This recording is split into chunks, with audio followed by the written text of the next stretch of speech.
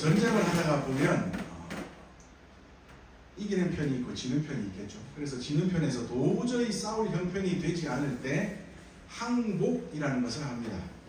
그때 항복을 할 때 대부분 백기, 하얀 깃발을 구하여 흔들면서 자신들이 항복한다는 것을 표시합니다. 그러니까 전쟁 중에 백기, 하얀 깃발을 구하는 것이 얼마나 힘들겠습니까? 그럼에도 불구하고 아마도 전쟁에서는 군복색이나 아니면 빨간색으로 물든 붉은 천을 구하는 것이 더 쉬울진데, 그럼에도 불구하고 항복을 할 때에는 항상 하얀 깃발을 흔듭니다. 그렇다면 이 항복을 표시하는 하얀 깃발은 어떤 의미가 있을까요? 첫 번째로는 그런 의미가 있답니다. 우리는 싸울 의지가 없고 대화를 하고 싶습니다 라는 표시로 하얀 깃발을 흔든답니다. 그리고 두 번째로는 군대니까 군대에 관한 깃발이 있든지, 나라를 위하여 싸우니 나라의 깃발이 있을 거 아니에요. 우리는 우리의 군대의 깃발 또는 이 나라의 깃발도 포기한 채로 당신들에게 항복하여 이 하얀 깃발을 드립니다. 그러므로 우리를 당신들 마음대로 하십시오. 이 깃발에다가 당신의 군대의 그림을 그리든 당신의 나라의 국기를 그리든 알아서 하시고 우리는 대화로서 우리를 좀 받아주십시오 라는 의미가 백기를 흔들며 항복하는 거라고 합니다. 이게 처음 사용된 것은 1907년 우리가 알고 있는 만국평화회의라고 알고 있는 국제평화회의에서 처음 시작되었다고 말을 합니다.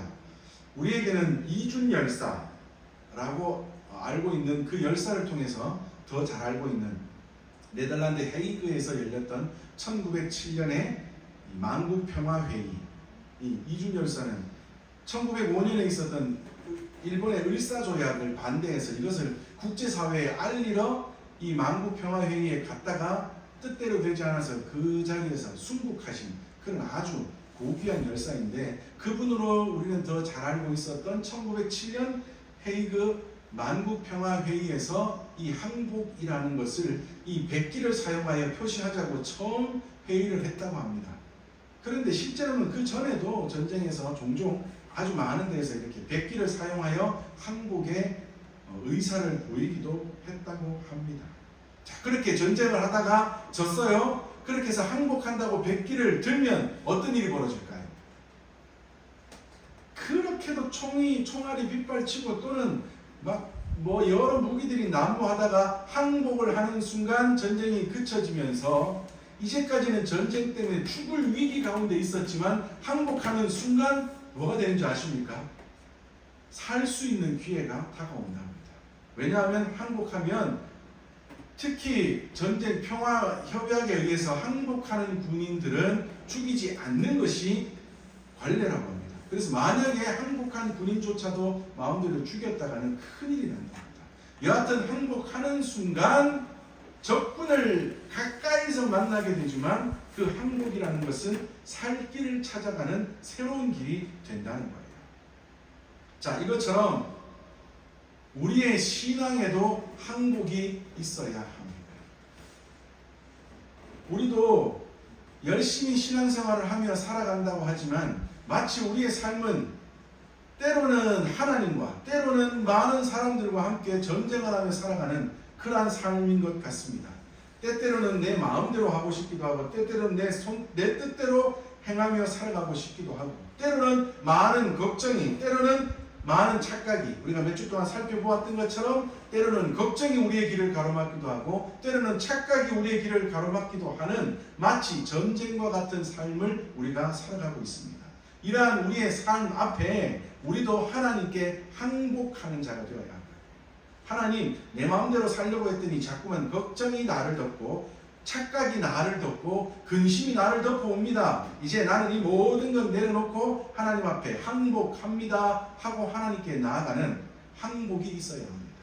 그러면 우리 인생에는 어떤 일이 벌어지는지 아십니까? 새로운 길이 열려지게 됩니다.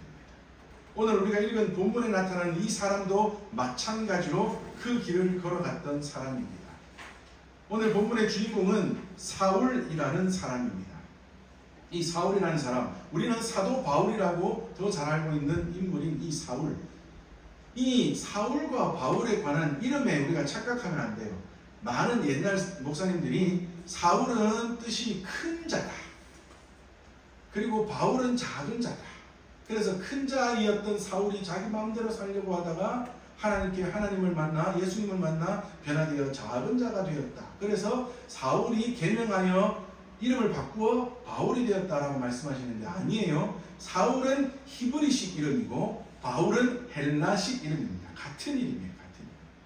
그런데 성경에서는 단지 예수님을 만나기 이전에는 사울이라고 표현하다가 본격적으로 이제는 헬라의 문화권에 들어와서 예수님의 사람들과 함께 사역을 시작하게 되자 그때 이름을 바울이라고 불러준 것 뿐이지 이름은 똑같은 이름입니다. 여하튼 이 사도 바울이라고 알고 있었던 이 사울이라는 사람, 이 사람도 예수님을 만나 예수님 앞에 항복했습니다.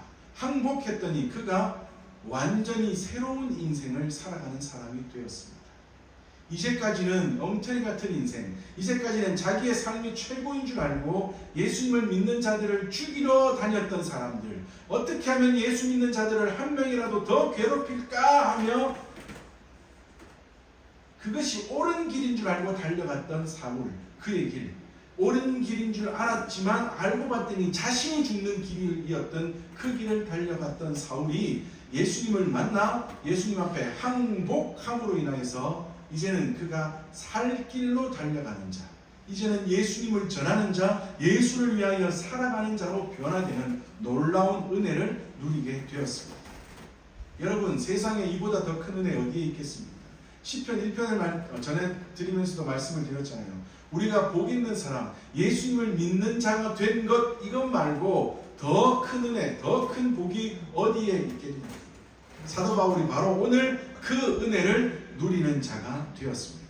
자, 그렇다면 어떻게 그가 예수님 앞에 예수님을 만나 항복할 수 있었고 또 그 항복함으로 인하여 그가 어떻게 이렇게 놀라운 은혜의 인생을 살아갈 수 있었는지, 다시 말하면 우리도 어떻게 하면 예수님 앞에 항복할 수 있는지, 우리도 예수님 앞에 새로운 인생을 살아갈 수 있는지 사울의 모습을 통하여 함께 살펴보기를 원합니다. 첫 번째, 여러분, 항복은 어떻게 해야 할 수 있을까요? 항복은 만나야 됩니다. 만나야 돼요. 일전에도 한번 말씀드렸던 일본에 참 신기했던 군인 한 명이 있지 않습니까? 세계 제2차 대전이에요. 태평양 전쟁 중에 미군의 침공으로 인하여서 아주 어려움을 겪던 중에 필리핀에 있는 루방섬이라고 하는 섬에 적들이 어떻게 되어 있는지를 잘 살피고 마지막까지 후방을 적들을 교란시키기 위해서 게릴라 작전을 밀림 속에서 전개하라라는 일본군의 명령을 받고 오노다 소대장이라는 사람과 함께 207명의 군사들이 루방섬에서 게릴라 작전을 펼쳤다고 합니다. 아주 밀림 지역이에요. 거기서 열심히 게릴라 작전을 펼치던 중에 대부분의 군사들은 죽고 43명의 군사들이 남았답니다. 그리고 결국에 많은 군사들이 항복을 하고 돌아왔습니다. 그리고 그 일이 있은 이후에도 미군의 대량 공격으로 인하여서 일본이 무조건적인 항복을 했지 않습니까? 그럼에도 불구하고 43명 중에 39명은 항복을 하고 돌아갔지만 오노다 소대장과 함께 3명, 그러니까 소대장과 함께 4명의 군사는 끝까지 항복하지 않고 밀림 속을 도망다녔다고 합니다. 그 도망다니던 중에 전쟁은 끝이 났어요. 이제는 뭐 하면 돼요? 나와서 자기 고국으로 돌아가면 됩니다. 그러면 다시 말하면 항복, 우리 전쟁에 졌으니 항복입니다. 저는 이제 일본으로 돌아가겠습니다 하고 나와서 일본으로 돌아가면 뭐 할 수 있어요? 살 수 있어요. 그런데 오노다 소대장은 뭐 한 줄 아십니까? 끝까지 도망다녔습니다. 끝까지 도망다녔어요. 조금 이따가도 말씀을 드리겠지만 전쟁이 끝났다는 소식을 전하기 위해서 여러 가지 방법을 통하여서 전하려고 했지만 듣지 않고 계속하여 도망다녔다. 다시 말하면 뭐예요? 만나지 못했어요. 자신이 이긴 군사들에게, 이긴 나라의 군인들을 또는 사람들을 만나지 못하여 항복하지 못하여 끝까지 도망을 다니다가 수십 년의 세월을 허비한 다음에야 노인이 되어서 발견이 되어 겨우 자기 고국으로 돌아갔다고 합니다. 얼마나 어리석은 사람입니까? 만나기만 하면 되는데, 항복하고 만나기만 하면 살 수 있을진데, 수십 년을 자기의 고국에서 자기의 집에서 편안히 살 수 있을진데 만나지 못하여 항복하지 못했다는 겁니다. 오늘 본문의 주인공인 사울이라고 하는 청년은 예수님을 믿는 자들을 열심히 박해하기 위하여 노력하는 사람이었습니다. 예루살렘에서 받았던 공문을 가지고 이제는 다메섹으로 돌아가서 영향력을 펼쳐서 더 많은 사람들을 괴롭히려고 열심히 다메섹으로 달려가고 있던 중이었습니다.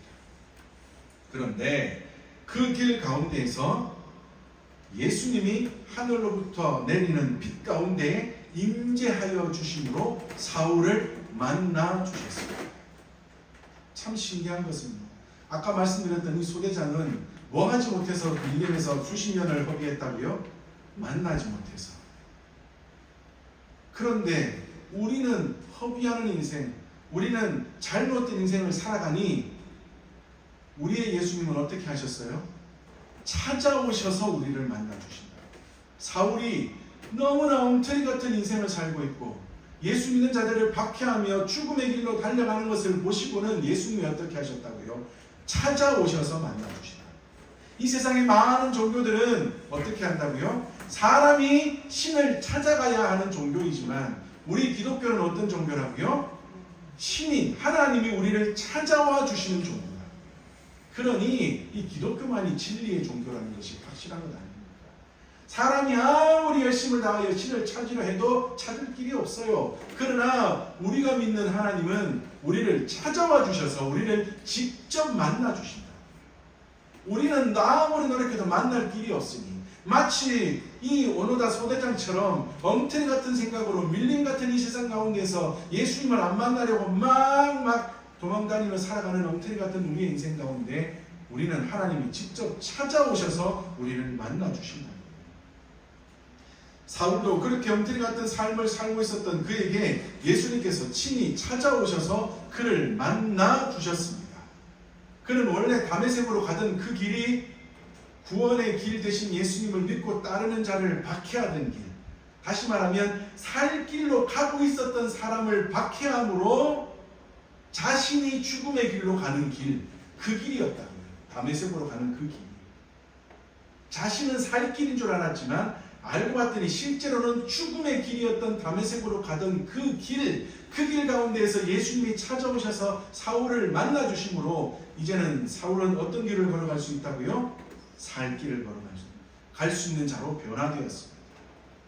다메섹으로 가는 자신의 죽음의 길로 가고 있었던 그가 예수님이 찾아오셔서 만나 주심으로 이제는 그의 길이 사는 길, 구원의 길, 은혜의 길이 되었다는 것을 우리는 잘 알 수 있습니다.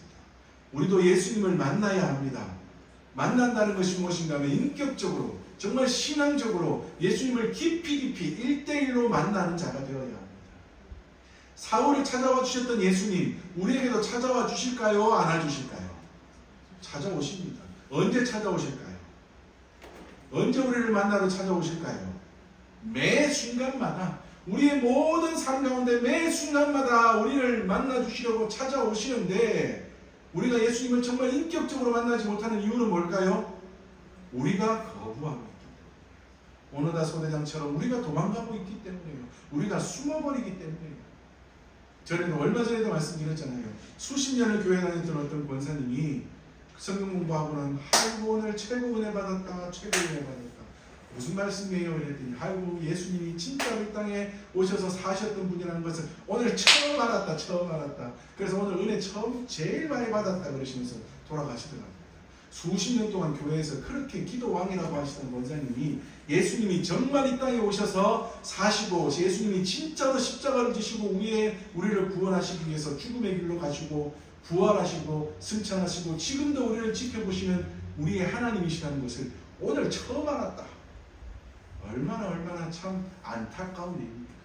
수십 년 동안 기도하실 때마다, 수십 년 동안 신앙생활을 하실 때마다 하나님이 만나주시려고 찾아오셨음에도 불구하고 정말 인격적으로 그분을 만나지 못하고 계속하여 도망하고 거부하는 인생을 살다 보니 늙음악해야 진짜 예수님이 누구신지를 겨우 알게 되었다고 고백하는 그 모습. 우리도 예수님을 만나야 합니다. 우리의 삶 가운데 매 순간마다 찾아오시는 주님, 우리가 예배할 때, 우리가 살할 때, 우리가 잘 때, 우리가 밥 먹을 때, 우리가 기도할 때 어느 순간에라도 우리를 만나주시려고 찾아오시는, 우리와 늘 함께 하시는 그 주님, 인격적으로 우리도 만남으로 인하여서 사울처럼 변화되는 인생, 온전한 인생, 정말 삶의 길, 구원의 길, 은혜의 길을 달려갈 수 있는 우리 모든 믿음의 식구들 되시기를 주님의 이름으로 축복합니다. 자, 두 번째로 만나기는 만나지만 그 다음에 해야 되는 게 뭘까요? 들어야죠. 뭔 말을 하는지 들어야 돼요. 전쟁을 하다가도요, 졌어요. 그래서 항복했어요. 적군을 만났어요. 무슨 말인지 못 알아듣겠어요. 나는 한국말 하는데, 나는 일본말 하는데, 적군은 영어를 해요. 필리핀 말을 해요. 그러면 어떻게 하면 되는지 아십니까? 통역을 불러주세요 하면 됩니다. 그래서 통역을 불러서라도 무슨 말을 하는지를 듣고 그리고 내 의견을 전함으로 확실히 항복하여 살 길을 찾아야 한다. 다시 말하면 상대가 무엇을 말하는지를 잘 듣고 그에 따라서 잘 지키기만 하면 우리나라는 전쟁에 졌지만 나는 항복함으로 살 길을 찾을 수가 있다 이 말이에요. 말을 들어야 합니다. 아까 말씀드렸던 오노다 소대장 안 들으려고 했다고 해요. 비행기가요 다니면서 전쟁이 끝났다고 일본말로 그렇게 많이 전했답니다.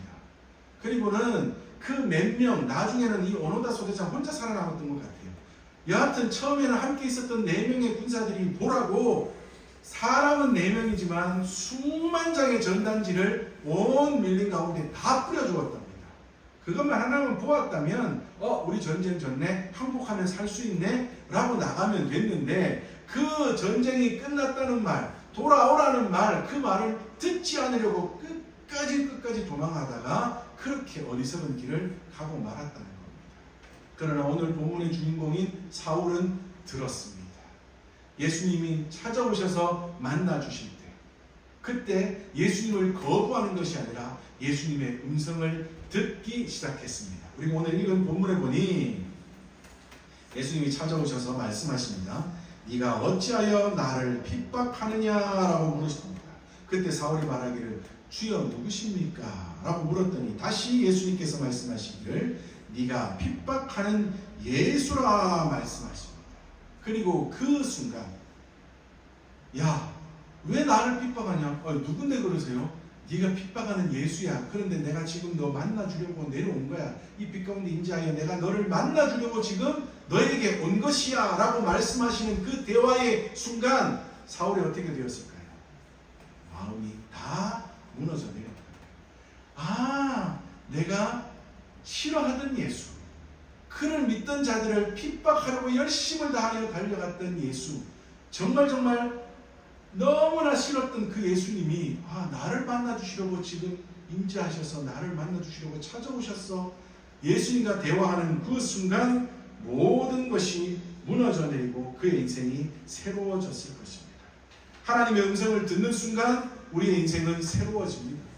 우리가 앞에서 몇 주 동안 살펴보았지 않습니까? 야곱이라는 사람도 그렇게 걱정하며 근심하며 형을 만나는 것이 무서워 달려가다가 네 이름이 무엇이냐? 라고 물을 때 제 이름이요 야곱입니다 라고 하나님의 천사와 대화하는 그 순간 내가 어떤 사람인지, 내가 하나님 앞에서 어떻게 살아야 하는지를 깨닫게 되고 그의 인생이 완전히 무너지며 새로운 인생으로 일어났다고 말씀을 드리지 않았습니까?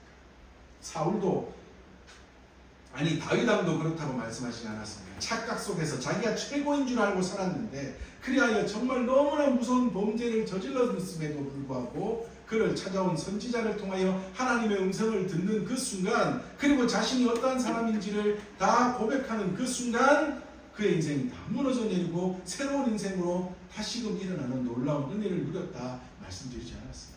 지난주에 살펴보았던 기드온도요, 너무나 약한 사람이었지만 하나님의 말씀을 청종하고 순종하며 하나님의 음성을 들으며 나아갔더니 300명으로 수많은 대군을 이끄는 승리의 용사가 되었다는 말씀 함께 살펴보지 않았습니까? 하나님의 말씀을 듣는 그 순간 행복하고 새로운 인생으로 살기 위하여서는 하나님의 음성을 듣는 자가 되어야 합니다. 그리고 하나님의 음성을 듣는다는 것은 다른 의미로는 뭐라고요? 순종한다는 겁니다. 하나님의 음성을 듣고 순종하면 그 인생은 새로운 인생이 됩니다. 오늘 사울이 그러했습니다. 사무엘상 15장에도 보면 우리가 잘 알고 있는 사울 왕, 이스라엘의 첫째 왕이었던 사울 왕에게도 사무엘 선지자가 찾아와서 하나님이 너를 버리신다. 하나님이 너를 멋있어서 세우셨지만 너의 죄악으로 인하여 이제는 하나님이 너를 버리신대 라는 통보를 받게 됩니다. 그때 사울왕이 사무엘에게 매달리며 살려달라고 할 때 사무엘이 이런 말씀을 전해줍니다. 사무엘 15장 22절에 사무엘이 이르되 여호와께서 번제와 다른 제사를 그의 목소리를 청종하는 것을 좋아하신 같이 하시겠나이까. 순종이 제사보다 낫고 듣는 것이 수량의 기름보다 나으니 라고 말씀하고 있습니다. 당신이 하나님 앞에 뭐 한다고 열심을 내었던 그것 아니에요. 하나님이 가장 기뻐 보시는 것은 뭐라고요? 순종하는 것이며, 순종하기 위하여 뭐 하는 거예요? 듣는 것이 가장 중요합니다. 하나님의 음성을 듣고 순종하려고 노력하십시오 라고 사울에게 말씀을 전하여 줍니다. 이 말씀이 사울에게만 전하여지는 말씀이 아니라 오고 가는 모든 세대의 하나님을 믿는 자들, 우리들이 들어야 될 말씀인 줄을 믿습니다. 우리도 하나님 앞에서 온전한 인생, 정말 온전한 그리스도인으로서 이 땅에서의 삶을 살아가기 위해서는 하나님의 음성을 듣는 것과 그리고 듣고 그것을 순종하기 위하여 살아가는 그 삶이 가장 중요할 줄 믿습니다. 오늘 우리가 살펴보고 있는 이 사울이라는 청년, 그 일을 행하였더니 그의 인생이 완전히 변화되는 놀라운 은혜를 누리게 되었습니다. 물론 예수님을 만나는 그 순간부터 며칠 동안 사울은 고생을 하게 됩니다. 그 모든 상황이 끝이 난 다음에 일어났더니 눈이 보이지가 않아요. 그래서 사흘 동안 아무것도 먹지도 마시지도 못하며 보지도 못한 채로 사람들에게 이끌려 성으로 들어가게 되는 것. 그리고 사흘 동안 아무것도 하지를 못해요. 사람들은 어떤 사울이 말하는 소리는 들리는데 도대체 사울이 누구를 봐서 저렇게 벌벌 떨면서 지금 대화를 하고 있는지 옆에 있던 사람들은 아무도 몰라요. 그러니 이 사울이라는 청년만 지금 이 상황이 자기의 상황이 된 거예요.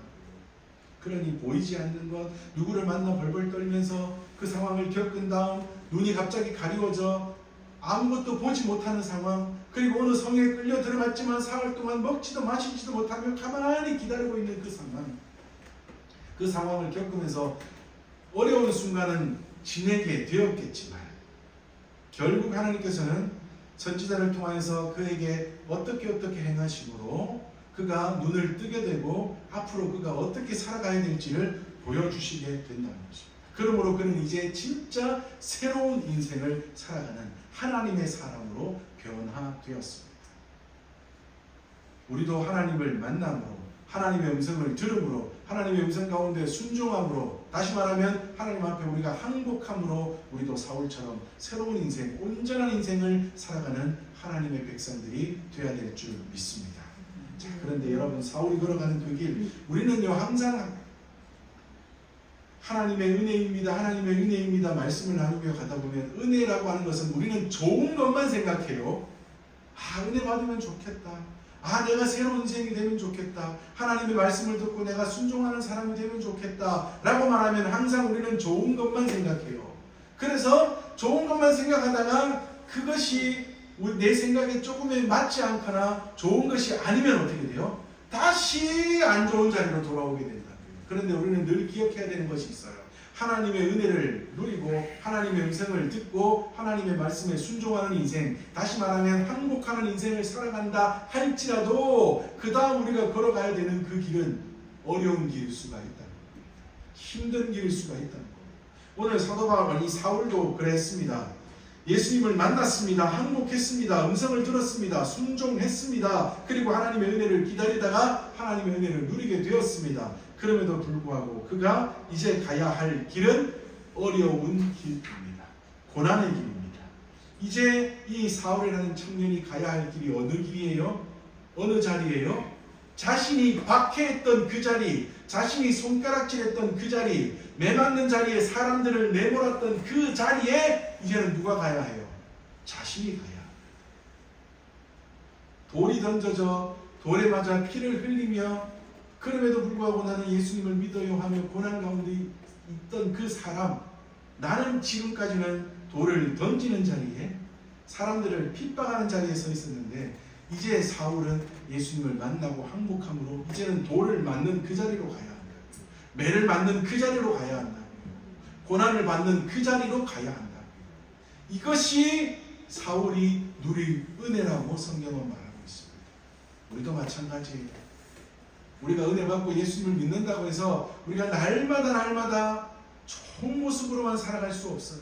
왜냐하면 이 세상은 여전히 악의 권세를 잡은 마귀에게 손아귀에 잡혀있는 그러한 세상들이기에 우리는 이 세상 가운데에 빛인 그리스도인으로 살아간다는 것 어렵기 때문에 어둠의 세상 가운데 빛인 우리들이 빛을 비추며 살아간다는 것은 너무나 어렵기 때문에 우리가 살아갈 그 길도 고난의 길이라는 것을 우리는 기억하며 살아야 합니다.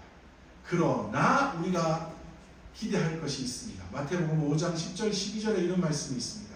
의를 위하여 박해를 받는 자는 복이 있나니 천국이 그들의 것입니다. 나로 말미암아 너희를 욕하고 박해하고 거짓으로 너희를 거슬러 모든 악한 말을 할 때에는 너희에게 복이 있나니 기뻐하고 즐거워하라. 하늘에서 너희 상이 큼이라. 너희 전에 있던 선지자들도 이같이 박해하였느니라 말씀하고 있습니다. 무슨 말이에요?